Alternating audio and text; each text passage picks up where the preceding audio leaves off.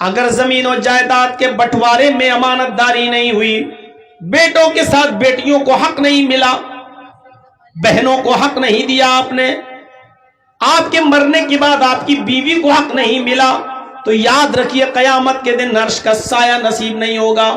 سایہ عرش کا ملے گا ہی اس شخص کو جو عدل و انصاف کر رہا ہوگا۔ ایک ذمہ دار شخص کے لیے ضروری ہے کہ وہ ذمہ داری کے ساتھ نبھائے اور عدل و انصاف کرنے کی وصیت کر جائے اپنی زندگی میں کہ میرے بچوں سنو، ایک عالم کو بلا لینا میرے انتقال کے بعد، اور وہ زمین و جائیداد کا بالکل صحیح صحیح بٹوارا کر دے، بیٹوں کا جتنا بنتا بیٹوں کو دے دے، بیوی کا جتنا بنتا وہ بیوی کو دے دے، بہنوں کا بیٹیوں کا جتنا بنتا وہ بیٹیوں کو دے دے، میرے مرنے کے بعد میری بہن کا جتنا بنتا وہ بہن کا حق دیا جائے۔ اگر آپ نے یہ عدل سے کام نہیں لیا تو یاد رکھیے گا، سبعۃ یظلھم اللہ فی ظلہ یوم لا ظل الا ظلہ، الامام العادل، قیامت کے دن جو 7 قسم کے لوگ اللہ کے عرش کے سائے میں ہوں گے ان میں ہم نہیں ہوں گے، کیونکہ ہم نے اپنی اولاد کے ساتھ عدل و انصاف کا معاملہ نہیں نبھایا۔ باپ اپنی اولاد پر حاکم ہے، بھئی آپ باپ ہیں، 4 بیٹے 2 بیٹیاں 3 بیٹیاں ہیں نا آپ کی، آپ ان کے حاکم ہیں۔ اب آپ انصاف کرتے ہیں یا نہیں کرتے؟ اپنی بیوی کے ساتھ، اپنے بچوں کے ساتھ؟ معاف کیجئے گا، اگر آپ نے اپنی اولاد کے ساتھ انصاف نہیں کیا تو اللہ کے عرش کا سایہ نہیں ملے گا، بنیاد ہی گر رہی ہے۔ جنت جہنم بات کی بات ہے، بنیاد ہی میں فیل ہو رہے ہیں۔ حضرت نعمان ابن بشیر رضی اللہ تعالیٰ عنہ فرماتے ہیں کہ ایک بار مجھے میرے باپ، میرے والد اللہ کے نبی جناب محمد رسول اللہ صلی اللہ علیہ وسلم کی خدمت میں لے گئے، اللہ کے نبی صلی اللہ علیہ وسلم کے پاس لے گئے۔ کون؟ نعمان ابن بشیر کے باپ۔ نعمان ابن بشیر فرماتے ہیں کہ مجھے میرے باپ ہاتھ پکڑ کر لے کر گئے اور اللہ کے نبی صلی اللہ علیہ وسلم کی خدمت میں پہنچے، اور اللہ کے نبی محمد رسول اللہ صلی اللہ علیہ وسلم سے فرمانے لگے، اے اللہ کے نبی، ھذا ابنی، یہ میرا بیٹا ہے، اے اللہ کے نبی یہ میرا بیٹا ہے، میرے پاس ایک غلام ہے جو میرا غلام ہے، وہ غلام میں اپنے بیٹے کو گفٹ کر رہا ہوں، وہ غلام میں اپنے بیٹے کو دے رہا ہوں، وہ غلام آج کے بعد میرے بیٹے کا ہوگا۔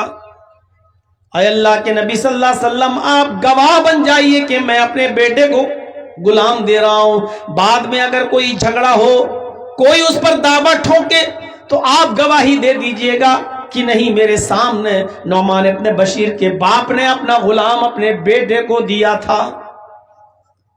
نبی اکرم صلی اللہ علیہ وسلم نے نعمان ابن بشیر کے باپ سے پوچھا، کیا تمہارے اور بھی بچے ہیں، اور بھی بیٹے ہیں؟ انہوں نے جواب دیا کہ ہاں، ہماری اور بھی اولادیں ہیں، ہمارے اور بھی بیٹے ہیں۔ فرمایا، کیا تم ان کو بھی ایک ایک غلام دے رہے ہو؟ کیا تم ان کو بھی ایک ایک غلام دے رہے ہو؟ نعمان ابن بشیر کے باپ نے فرمایا، نہیں، میں صرف اپنے اسی ایک بیٹے کو، ایک غلام ہے وہ میں اس کو ہبہ کر رہا ہوں، وہ میں اس کو دے رہا ہوں۔ اللہ کے نبی جناب محمد رسول اللہ صلی اللہ علیہ وسلم فرماتے ہیں، پھر اپنے اس بچے سے بھی وہ غلام لے لو، اگر دینا ہے تو سارے بیٹوں کو ایک ایک غلام دو، اور اگر نہیں دینا ہے تو اس بچے سے بھی لے لو۔ میں بے ایمانی کے سودے پر گواہ نہیں بنتا، مجھے گواہ بنانا ہے تو ایمانداری کے ساتھ گواہ بناؤ، سب کو ایک ایک غلام دو، اور اگر ایک ایک غلام سب کے لیے نہیں ہے تو اپنے بیٹے سے بھی وہ غلام لے لو، نعمان ابن بشیر کو بھی مت دو۔ یہ عدل ہونا چاہیے باپ کا۔ کتنے لوگ ہیں آپ باپ ہوں گے، 4 بچوں کے، 5 بچوں کے، 6، غور کریں، زمین و جائیداد کا بٹوارا غور کریں، کیا آپ نے وصیت کی؟ آپ کے 2 بیٹے ہیں، 2 بیٹیاں ہیں، آپ کے مرنے کے بعد بیٹوں نے وراثت لے لی، کیا آپ کی بیٹیوں کو بھی حق ملا؟ مسئلہ یاد رکھیے گا، باپ کی زندگی میں اولاد کا کوئی حق نہیں ہے، باپ کی زندگی میں اولاد کا کوئی حق نہیں ہے۔ اگر وہ اپنی زندگی میں بٹوارا کرتا ہے کوئی باپ، تو جتنا بیٹے کو دے گا اتنا ہی بیٹی کو بھی دے گا، جتنا بیٹے کو دے گا اتنا بیٹی کو بھی دے گا۔ ہاں، اگر باپ نے زندگی میں بٹوارا نہیں کیا تو باپ کی وراثت باپ کے انتقال کے بعد جب تقسیم ہوگی تو جتنا بیٹے کو ملے گا اس سے آدھا بیٹی کا بھی حق بنے گا، لیکن وراثت مرنے کے بعد تقسیم ہوگی تب۔ لیکن آپ نے وصیت کی کہ میرے انتقال کے بعد میرے بیٹوں کا جتنا بنے بیٹوں کو دینا، میری بیٹی کا جتنا بنے ان بیٹیوں کو دینا، کیا آپ نے وصیت کی؟